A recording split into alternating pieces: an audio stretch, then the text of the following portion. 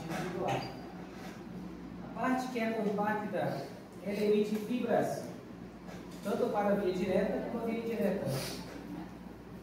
Tanto para a via direta como para a via indireta. E aqui ela vai liberar dopamina, que vai chegar no receptor 1, e aqui tem o receptor 2. Tá? A mesma dopamina, só que tem receptores diferentes, portanto, graduações diferentes. Agora eu vou fazer o seguinte, para não ficar tão confuso, eu vou construir uma nova via aqui. Eu vou explicar para vocês por que vou construir uma nova via.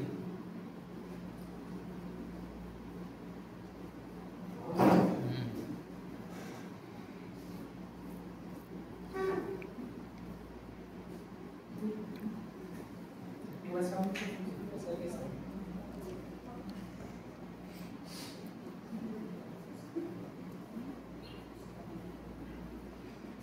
Então a dopamina, o que ela faz? Ela dá aquele pulãozinho para iniciar o movimento.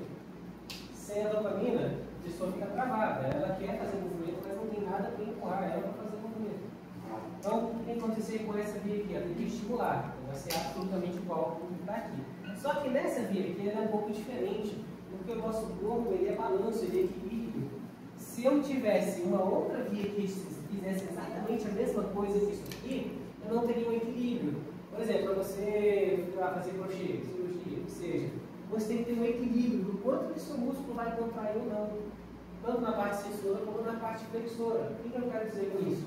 A via dopaminérgica aqui, ela inibe mesmo, ela inibe, tá? Então ela vai inibir a mesma fibra. Então, por exemplo, eu quero eu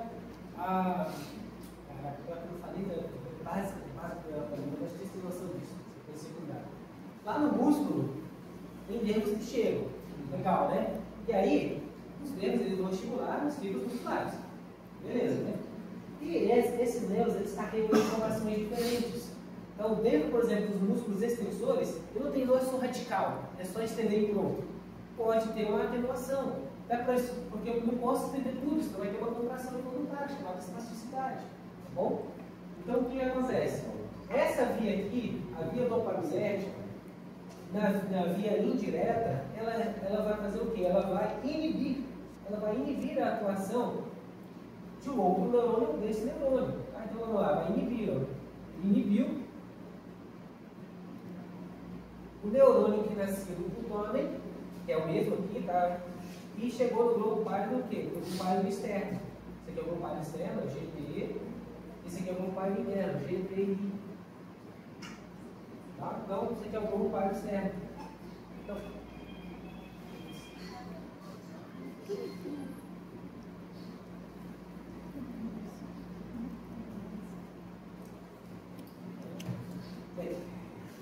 o que acontece?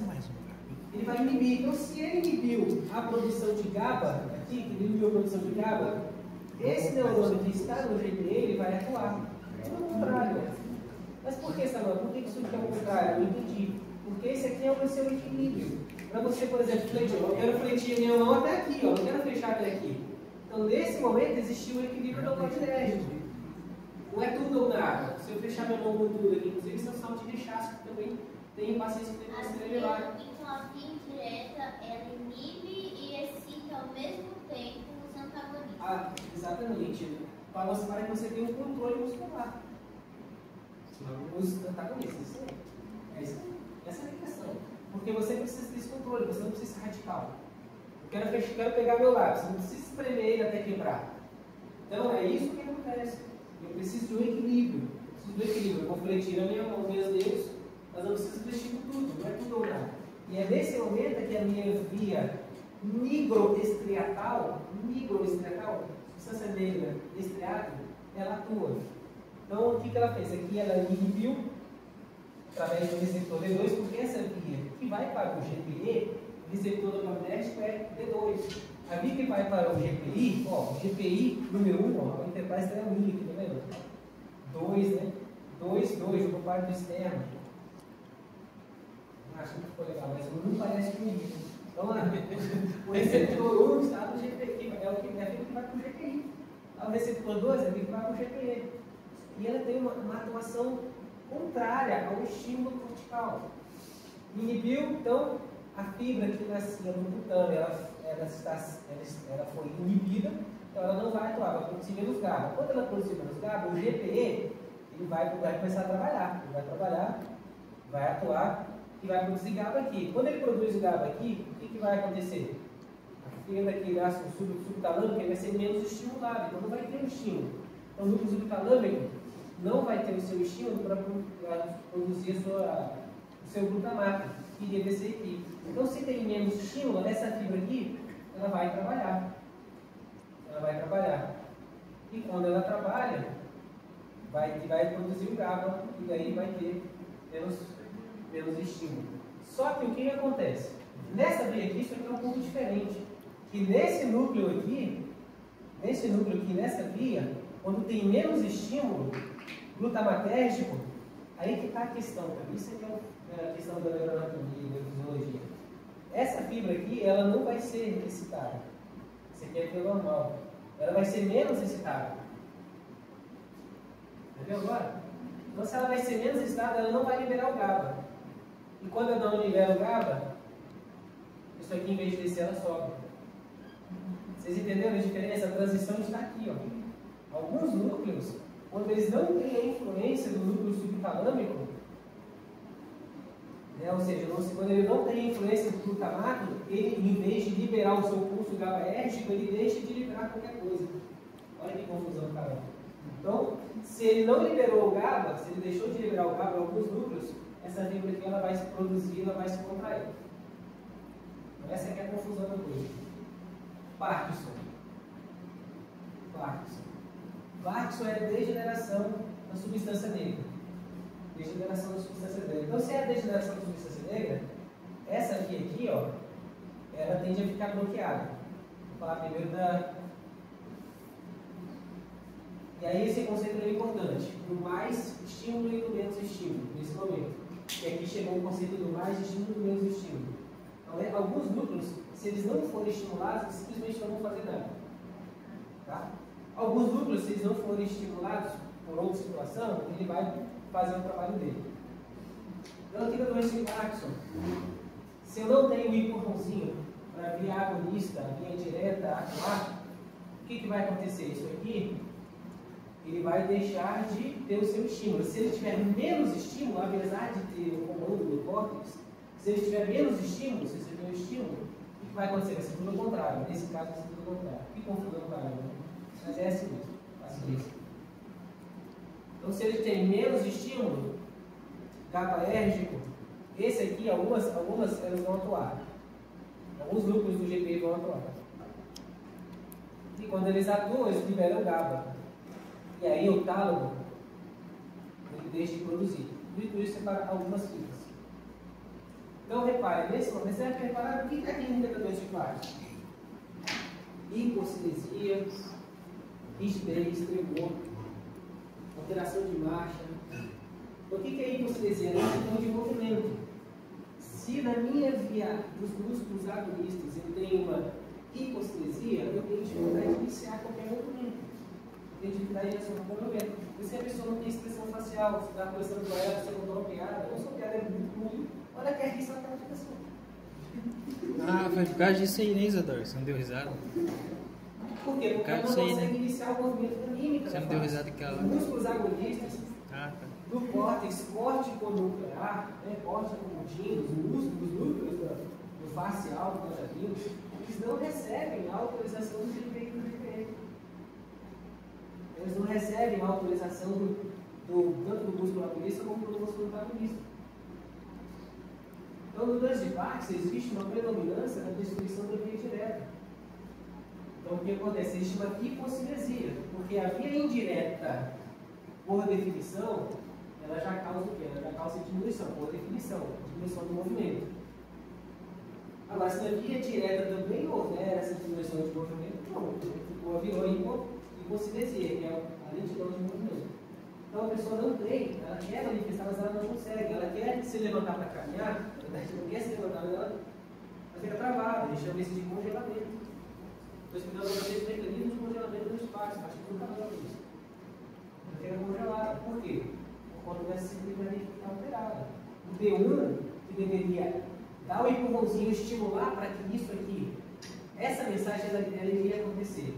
Mas para acontecer, eu preciso empurrar ela.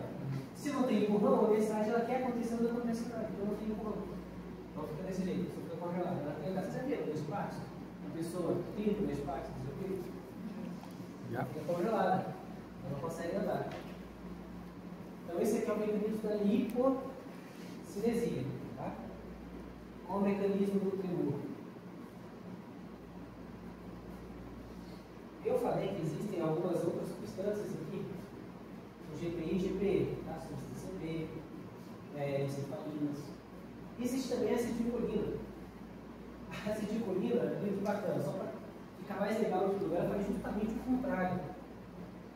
Justamente o contrário, que normalmente na via córtico-estriatal, na via direta, existe o estímulo da dopamina, a acetilcolina ela faz o contrário. A acetilcolina é uma outra neurotransmissor que existe aqui. É a acetilcolina. E na via indireta, ela estimula a acetilcolina. Olha que confusão, cara. Confusão, né? Não gosto. Tá, mas o que isso tem a ver com a via de tremor? Na vida, tudo é um balanço. Né? A gente tem um balanço aqui. Eles são antagonistas. Dopamina estimula, de certa forma, e a acetilcolina inibe. Então, nós temos aqui a acetilcolina e nós temos a dopamina. Então, se tem menos dopamina, no caso é menos atitude de dopamina, porque tem menos dopamina, a acetilcolina não vai ser balanceada, então ela vai atuar muito mais. Então, além de tudo isso, toda essa via aqui ela fica alterada, tudo fica ao contrário. Muito bem. No caso do mecanismo de tremor, vocês já ouviram falar de reverberação? Neurônios, eles não são só assim diretos. Né?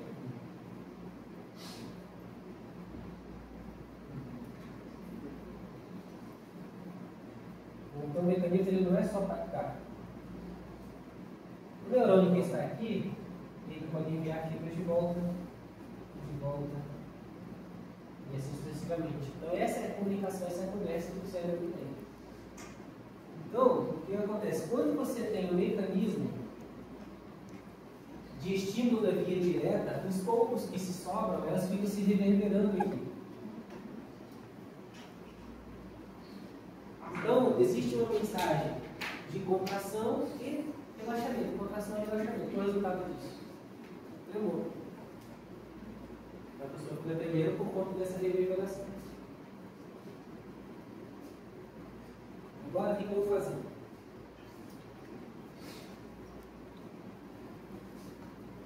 Leonardo, isso aqui foi muito de fisiologia, né? Vou explicar aqui rapidamente. Assim, rapidamente. Concordo. Porque vocês precisam entender, já que neuroanatomia é isso, vocês precisam entender o que ele faz, qual o projeto que ele faz. Um rato. Tá. Entender de uma vez por todas, né, o que ele faz. Que é isso?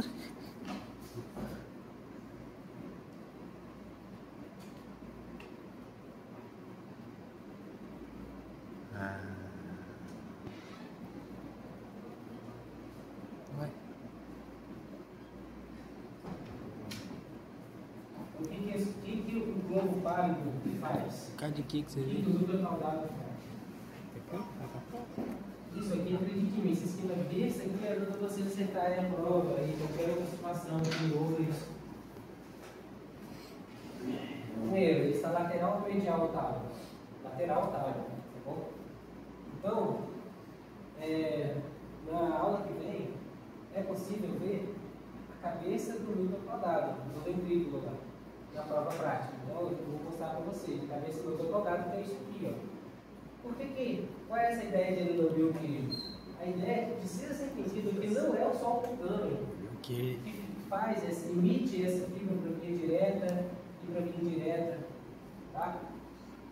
O globo pálido, ele também emite fibras tanto para o globo pálido externo como para o globo pálido interno. Também se conversa, se comunica com o cutâneo.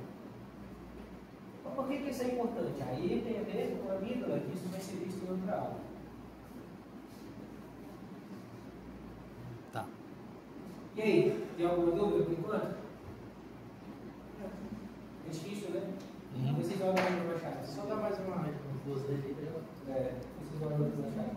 Vou parar aqui já? O que eu vou fazer? Eu vou ligar isso aqui de novo, vou mostrar para vocês de novo, para vocês entenderem a neuroanatomia também, não vou ficar só na neurofisiologia.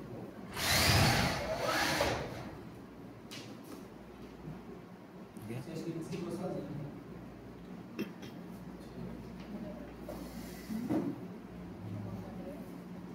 Eu não sou velho, não é tanto não, eu consigo me equilibrar. Tem 40 anos, cara, eu não posso cair assim não.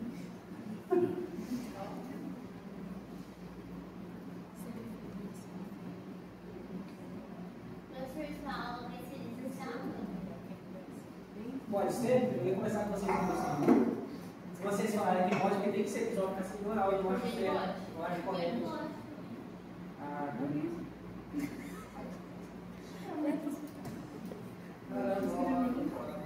O senhor vai revisar conteúdo ou vai passar conteúdo do professor nessa aula de redução? Eu estou achando que eu vou falar sobre mesencéfalo. Mesencéfalo? Porque aí, antes da prova, a gente faz uma aula. Aí vai no laboratório, sabe? Eu acho que é uma laboratório, né? Porque assim, eu vou perguntar, olha só, nós temos. O laboratório é bom, tá, pessoal? Essa aqui é a verdade. Mandei mensagem pessoal, não sei quando, a gente vai ter aula sobre medula. Existe maquete de medula? Não tem. O meu concorrente tem, você não foi lá no papai, a gente me chamar, só que eu quis trabalhar lá. Aí, eles têm legal maquete hoje. Aqui não tem.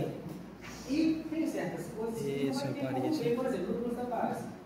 Como que eu poderia comprar uma prova do curso da base? É por isso que eu estou voltando aqui, ó. Eu não acho justo eu falar, né, cobrar de vocês coisas que eu não falo também, sinceramente. Mas também tem que ler o livro, hein? Quem? Como que poderia se cobrar? Isso aqui é neuroanatomia. Neuroanatomia é isso aqui, ó. Isso é neuroanatomia, saber a estrutura, mas além de saber a estrutura, saber o que serve. Por isso que eu estou esquecendo de falar um pouco da neurofisiologia para vocês. Eu falei de substância preta, eu falei de cefalina, eu falei quase nada de acetilcolina. Mas é isso aí. História, glutamato, GABA e dopamina. Então, qual foi a graça da situação? Entender que nós temos, olha só, isso aqui pode cair em prova, atenção. O que é anatomia? Também estrutura, né? Você olhar para o outro e falar o que é. Isso aqui é anatomia. Então, assim, por exemplo, como é que eu sei que isso aqui é um lobo frontal? Esse aqui é o ventrículo lateral. Tá? Qual é o nome dessa estrutura aqui que liga os hemisférios? Corpo caloso. É impossível falar todo o livro, tá, pessoal? Tem algumas coisas, por exemplo, no capítulo do cérebro, no teoria literal, eu estou ciente que eu não falei algumas coisas, mas paciência, não vou falar tudo. Mas não significa que eu não possa cair. Tá bom. Então, que estrutura é essa aqui que está formando a parede lateral, o ventrículo lateral? Foi a aula de estrutura, foi tema da aula passada, né? Isso aqui é um núcleo caudado. Ele faz a parte da parede e do assoalho mais anteriormente, do ventrículo lateral. Agora, o interessante dessa foto é a gente observar a comunicação que o doutor Caudado tem com o cutâneo. Nessa foto está mais fácil de cutâneo, mas também dá para ver que tem um globo pálido, externo e interno, interno é pequenininho. E que no centro, o centro é formado pelo diencéfalo. Se numa das alternativas, que eu acho até que já coloquei isso em prova, eu sempre trago o olho assim, só que eu estou grave. Esse aqui é muita coisa, também isso é verdade. Coloquei assim, que o globo pálido fazia parte do diencéfalo. Mentira, faz parte do telencéfalo, tá bom? O telencéfalo, ele é formado pelos hemisférios cerebrais, tá? E pelos núcleos da base. Quais são os núcleos da base? Claro, o cutâneo, o pálido externo, o pálido interno e o núcleo caudado, tá? Ah, Samuel, eu coloco pausa no também, tá certo, tá certo. Eu coloco substância negra, aí você errou. Porque apesar de funcionalmente estarem interligados, a gente viu, ou então o subtalâmico, você vai errar. Por quê? Mesencéfalo, a substância negra está presente no mesencéfalo. O núcleo subtalâmico está presente no diencéfalo. O diencéfalo ele é limitado pela cápsula interna, olha que legal. Só que isso aqui já faz parte do núcleo caudado. Então é limitado. Tálamo, subtálamo, aí tem o hipotálamo atrás, você tem o hipotálamo que é essa parede aqui. Ó. Você tem o hipotálamo. Então nós temos aqui a ínsula, cápsula extrema. Se eu tiver uma pontinha aqui, ó, e todo mundo não está dando muita corda para a cápsula extrema. São fibras de comunicação do bloco temporal com a ínsula. Cápsula extrema, claustro, cápsula externa. Se eu colocar um ponto aqui, ó, não pode falar que é núcleo lentiforme, está incompleto. Tem que falar que é putâmio, tá bom? Putâmio. Se eu colocar um ponto aqui na extrema ponta daqui, é no quadro interno. Se ficar mais ou menos no meio, não precisa ser perfeito, deixamos de globário externo. Se eu fizer uma marcação aqui, você sabe que é o núcleo caudado. Tá? Então, isso aí é a única forma que eu vejo de cobrar na prática para vocês. Então, o íntimo contato, de novo, por isso que era um pouco desgaste, para saber repetir. O íntimo contato do putâmio com o núcleo lentiforme e a volta que ele faz por cima, lateralmente ao tálamo, até chegar no amígdala. Essa foto aqui é a visãozinha dos esquemazinho. A gente vê aqui o núcleo lentiforme. Essa foto aqui era legal, por quê? Porque a gente observa o núcleo caudado entrando em contato intimamente com o putâmio em diversos momentos, não é só aqui na frente, não é só aqui, isso está certo, eles livros de histologia. A visão posterior, né, também entra em contato com essa região mais externa, só que ele também entra em contato com o GPI e o GPE, tá? Que a gente vai ver nos outros corpos. Aqui é a visão posterior, já mostrei para vocês, o núcleo caudado. Isso aí tem como ver na testa, tá, gente? A testa está aqui, como ver na tabela. Tálamo, comistura do fônix, cápsula interna, muito mais rápido, porque eu quero mostrar isso aqui. Então, isso aqui que é bacana aqui. Tudo que está mais claro representa um corpus de neurônios. Tudo que está mais roxo representa outras fibras. Então a gente observa que o núcleo caudado comunicando com o putâmio, o pálio externo, o pálio interno. Aqui a gente tem o tálamo. Não pode confundir, se tiver uma figura dessa prova, vocês vão falar que isso aqui é o tálamo, vocês vão errar.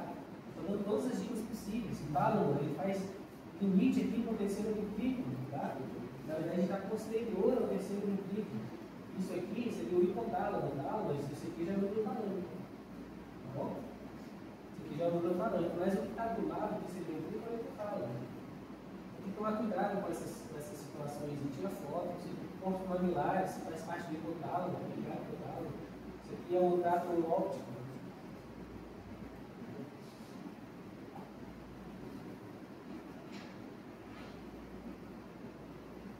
Eu posso falar muito mais cedo com outra coloração, para ver a comunicação.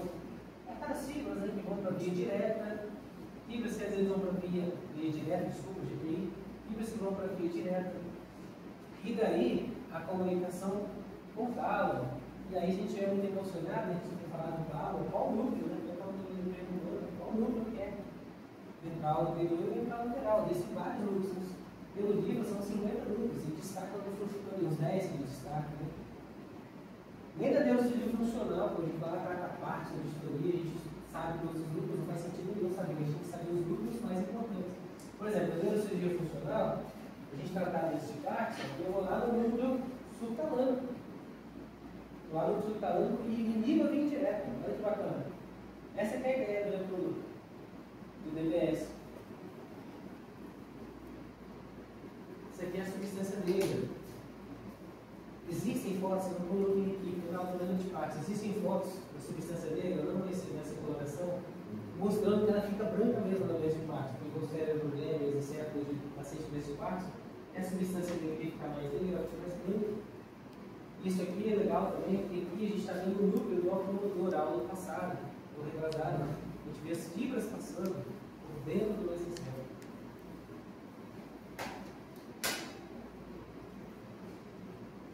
É isso aí, pessoal. Agora sim, vocês estão liberados.